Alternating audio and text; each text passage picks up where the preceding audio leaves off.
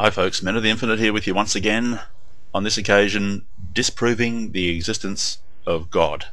Why am I doing that? Well, I'm doing that because Christian YouTuber shockawenow has decided to mount a challenge to atheists to prove that God doesn't exist and thereby win $2,500. So I thought, what the hell?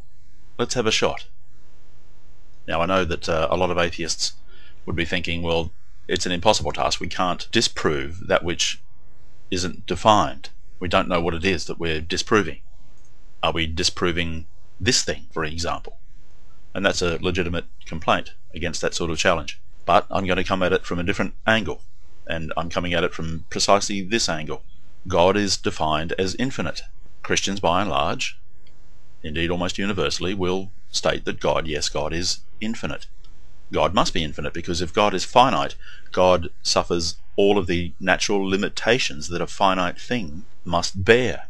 A finite God can't do or be any of the things that are ascribed to the Christian God. So God must be infinite.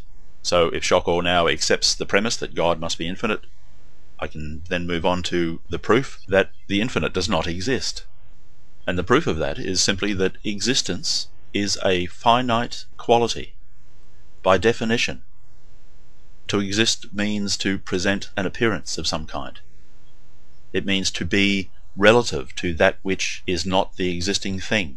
If an existent thing isn't bounded by that which it is not, making it finite, then it necessarily becomes the infinite and becomes God itself.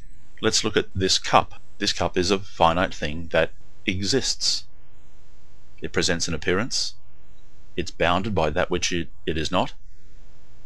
Like all things that are said to exist, it occupies a specific and limited and finite place in the spatio-temporal fabric.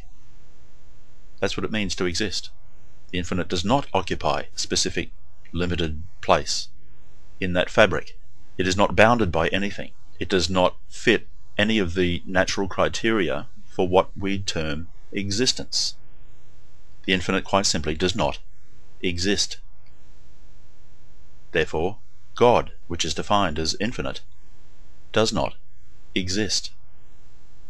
Now, shockawenow's challenge was to prove that God does not exist. His challenge was not that God is not in every possible sense. His challenge was simply to prove that God does not exist. If you understand the proof that I've just given, you'll understand why the infinite cannot be said to exist. It's not complicated. Existence is a necessarily finite quality. All things that exist are finite. Let's see if that gets me the $2,500. Cheers.